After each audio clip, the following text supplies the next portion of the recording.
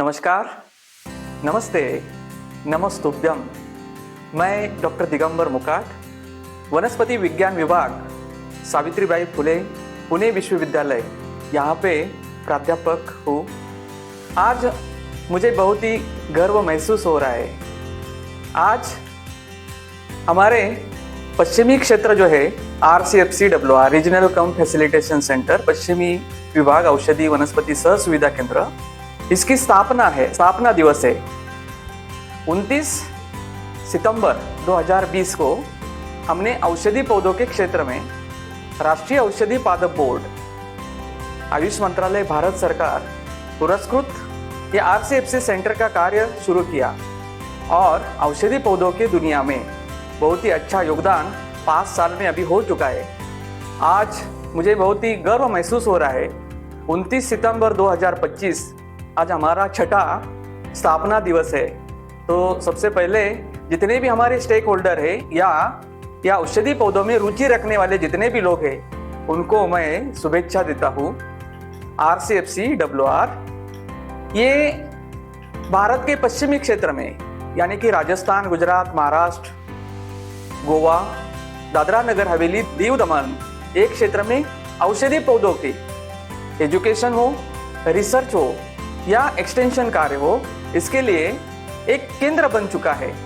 एक केवल केंद्र ही नहीं बल्कि एक सिंगल विंडो और handling all matters related to medicinal plant.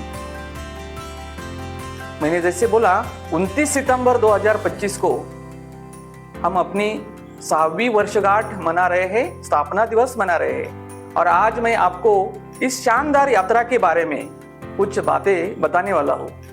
तो ये जो सफ़र है, काफ़ी साथी ये सफ़र में हमें जुड़े थे 5 साल, और हमने हम जिसको माइलस्टोन बोलते हैं, ये माइलस्टोन तक हम पहुंच चुके हैं। 5 साल पहले जब NMPB national medicinal plant board द्वारा इस केंद्र की नींव रखी, तब हमारा सपना था औषधि पौधों की खेती को हर किसान के खेत तक पहुंचाना, उनकी आजीविका को बेहतर बनाना और आयुर्वेद की शक्ति को हर घर तक ले जाना। लेकिन आयुर्वेद के साथ साथ सिद्ध सिस्टम हो, यूनानी सिस्टम हो, होम्योपैथी हो, नेचुरोपैथी हो, जिसमें भी औषधि पौधे इस्तेमाल होते हैं, ये सभी औषधि पद्धतियों के साथ साथ हम औषधि पौधों की जानकारी लोगों में दे रहे हैं। पीछे मुड़कर देखते हैं तो मुझे गर्व होता है कि हमने इस सपने को हकीकत में बदलने की दिशा में मजबूत कदम उठाए हैं। हमने किसानों को न केवल प्रशिक्षित किया, उन्हें एक नई दिशा भी दी है। उसको कलेक्शन कैसे करना है, उसका प्रोसेसिंग कैसे करना है, औषधि पौधे जो है घर घर में लगाने के लिए, उसका संवर्धन करने के लिए भी हमने कार्य किया है। हमने जागरूकता लोगों में फैलाई, शोध को बढ़ावा दिया और पर्यावरण संरक्षण के लिए काम भी किया।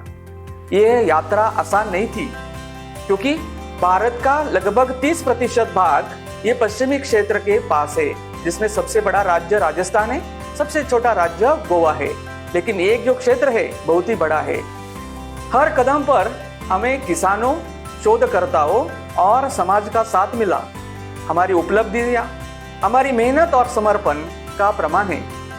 हमने आज तक 91 वर्कशॉप्स और ट्रेनिंग प्रोग्राम्स आयोजित किए, जिनमें लगभग 8000 से अधिक किसानों को, वनवासी भाई, विद्यार्थी, ये सभी ने हिस्सा लिया और उनको औषधि खेती के लिए या संवर्धन करने के लिए या औषधि जो पौधे हैं उसका इस्तेमाल करने के लिए प्रोत्साहित किया। इनमें से कई किसान आज अश्वगंधा, शतावरी, ब्राह्मी, मंडूकपर्णी, तुलसी, ग्वारपाठा, इसबगोल, सोनामुखी जैसी औषधि फसलों की खेती कर रहे हैं और अपनी आजीविका को नया ऊंचाइयों पर ले जा रहे हैं। हमने 70 से अधिक वेबिनार, सेमिनार और स्टेक होल्डर्स मीट्स का आयोजन किया, जहां विशेषज्ञों ने किसानों और शोधकर्ताओं को मार्गदर्शन दिया। शोधकर्ता जो है, काफ़ी हमें अच्छे शोधकर्ता भी इसमें मिले, साइंटिस्ट भी इसमें जुड़े हमारे कार्य में। इसके अलावा हमने 16 लाख से अधिक औषधि पौधों की नर्सरी में इसकी पैदावार की और 16 में से आज के दिन तक 9 लाख से अधिक पौधे हमने वितरित भी किए हैं। ये औषधि पौधे जो है, यानी कि उसका हम सैपलिंग हो, सीडलिंग हो, ये हमने आजादी का अमृत महोत्सव, एक पेड़ माँ के नाम और काफी सारे प्रोग्राम, अभी अभी आयुर्वेद दिवस जो मनाए हमने, इसमें भी काफी औषधि पौधे हमने बांटे हैं और हमारे सेंटर ने उसमें भी हिस्सा लिया है। 700 किलो से अधिक हमने अलग अलग प्रजातियों को बीज किसानों को बांटा है, वनवासी भाइयों को बांटा है। 50 से अधिक किसानों को ये बीज बांटकर हमने काफी एंटरप्रेन्योर भी खड़े किए हैं और काफी हमें अच्छा योगदान ये किसानों से भी मिला है। हमारा काम केवल खेती तक सीमित नहीं है, हमने जागरूकता और शोध के क्षेत्र में भी महत्वपूर्ण योगदान दिया है। 30 से अधिक प्रकाशन हमने हिंदी और मराठी जैसी स्थानीय भाषाओं में छपे ताकि हर किसान तक जानकारी आसानी से पहुंचे। हमारे जो औषधि पौधे होते हैं, इसका प्रोपगेशन कैसे करना, क्योंकि काफी औषधि पौधे दुर्लभ हो चुके हैं, जिसको हम RET कैटेगरी बोलते हैं। काफी पौधे जो है वो आसानी से नहीं मिलते हैं।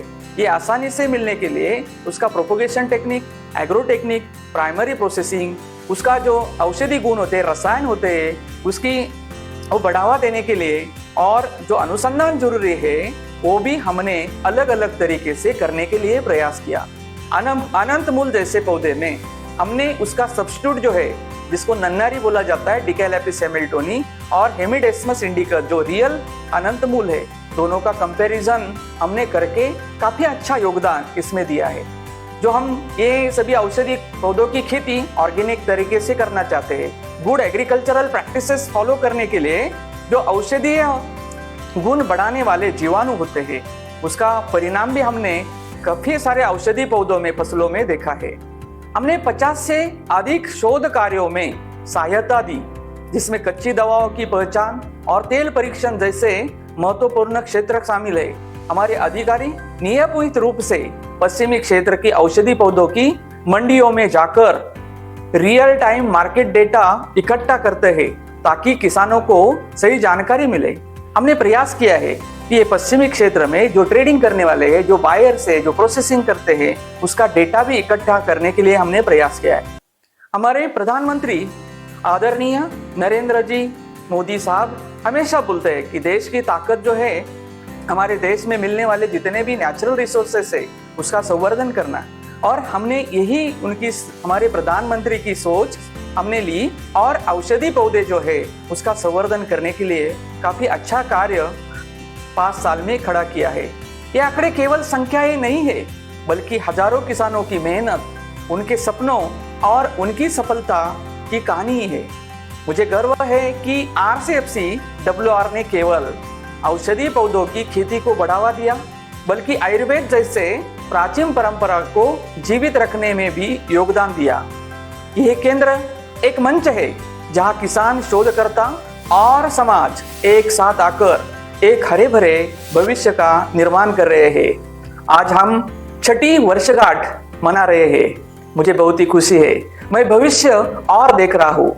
हमारा लक्ष्य है कि अगले 5 वर्षों में हम 20,000 से अधिक किसानों को डिजिटल और ऑफलाइन ट्रेनिंग दें ताकि वे नई औषधि फसलों जैसे गुड़मार, ब्राह्मी, हमारे दशमूल, आयुर्वेद के दशमूल की दुनिया में जिसको मांग है, ऐसे पौधों की वो किसान हमारे खेती को अपनाएं और हमें जो परंपरागत जो खेती है उसमें औषधि पौधों की खेती करें।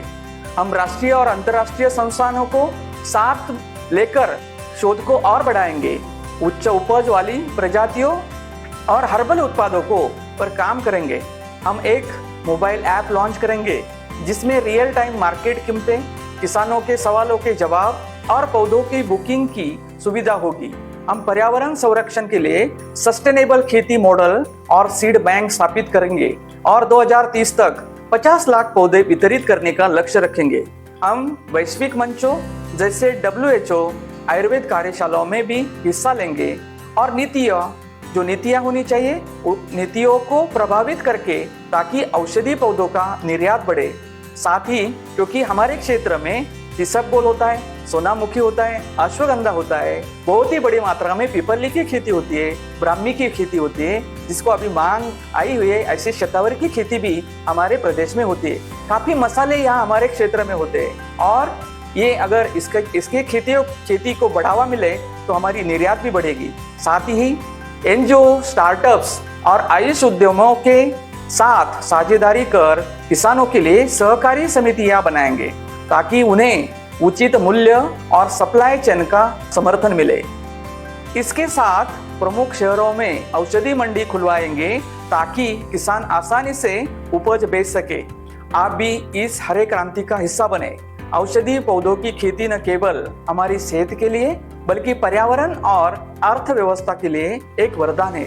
अधिक जानकारी के लिए आप जरूर RCFCWR, जो वनस्पति विज्ञान विभाग सावित्रीबाई फुले पुणे विश्वविद्यालय में स्थापित है, जिसका मैं प्रमुख संशोधक हूँ, प्राध्यापक डॉक्टर दिगंबर मोकाट, मुझे आप जरूर संपर्क कर सकते हैं, मुझे मिल सकते हैं, आपके सुझाव भी दे सकते हैं। एक क्षेत्र में हम मिलकर बहुत ही अच्छा काम कर सकते हैं।